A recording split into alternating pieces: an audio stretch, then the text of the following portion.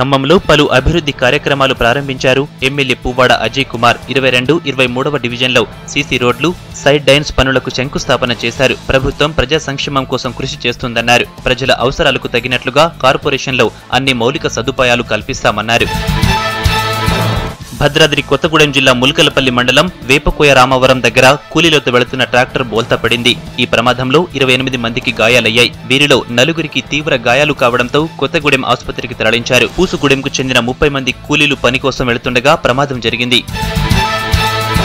ఆదిలాబాద్ జిల్లా ధర్మాజిపేట అటవీ ప్రాంతం నుంచి అక్రమంగా తరలిస్తున్న కలపను స్వాధీనం చేసుకున్నారు అటవీ శాఖ అధికారులు. పక్కా సమాచారంతో వెళ్లిన అధికారులపై కలప స్మగ్లర్లు దాడి చేయడంతో ఒక అధికారికి గాయాలయ్యాయి. పారిపోతున్న 4 స్మగ్లర్లు బాపురావు, ధర్ము, భీమ్రావు, శేఖర్ను అరెస్టు చేశారు. మరొకరు పరారీలో ఉన్నట్లు తెలిపారు.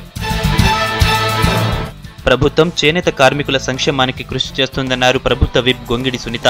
యాదాద్రి జిల్లా ఆలేరులో 120 మంది చేనేత కార్మికులకు ఒక్కొక్కరికి 50,000 చొప్పున 60 లక్షల రుణాలు అందజేశారు. చేనేత కార్మికులకు బడ్జెట్లో 1200 కోట్లు కేటాయించిన ఘనత కేసీఆర్కే దక్కుతుందన్నారు. నల్గొండ జిల్లా చిట్యాల మండలం చిన్న కాపర్తిలో ఇందిరాగాంధీ 100వ జయంతి సందర్భంగా మాతుజే సలాం కార్యక్రమం నిర్వహించారు. ఎమ్మెల్సీ కోమటి రాజగోపాల్ రెడ్డి పాల్గొని జెండా ఆవిష్కరించారు. ఈ సందర్భంగా కార్యకర్తలు బైక్లతో ర్యాలీ చేపట్టారు. స్కూల్లో యూత్ కాంగ్రెస్ ఆధ్వర్యంలో నిర్వహించిన ఆటల పోటీలో గెలిచిన విద్యార్థులకు బహుమతులు అందజేశారు.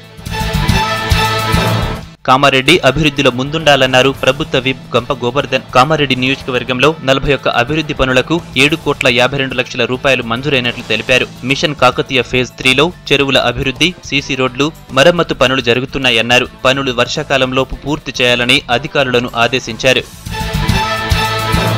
జగిత్యాల జిల్లా ఇబ్రహీంపట్నం మండలం బండలింగాపూర్ పెద్ద చెరువులో చేప పిల్లలు మృత్యువాత పడ్డాయి. చెరువులో 3 లక్షల చేప పిల్లలు వేస్తే ఇప్పటికే 2 లక్షల వరకు చేప పిల్లలు చనిపోయాయని మత్స్యకారులు ఆవేదన చెందుతున్నారు. నిజామాబాద్ అర్బన్ ఎమ్మెల్యే బాజిరెడ్డి గోవర్ధన్ రెడ్డి తల్లి శాంతమ్మ రాత్రి కన్ను మూశారు. ఆమె మృతిపై ఎమ్మెల్యే జీవన్ రెడ్డి, కలెక్టర్ యోగితా రాణా, జేసీ రవీందర్, తెలంగాణ యూనివర్సిటీ వీసీ సాంబయ్యలు సంతాపం తెలిపారు. గోవర్ధన్ రెడ్డి కుటుంబాన్ని పరామర్శించారు.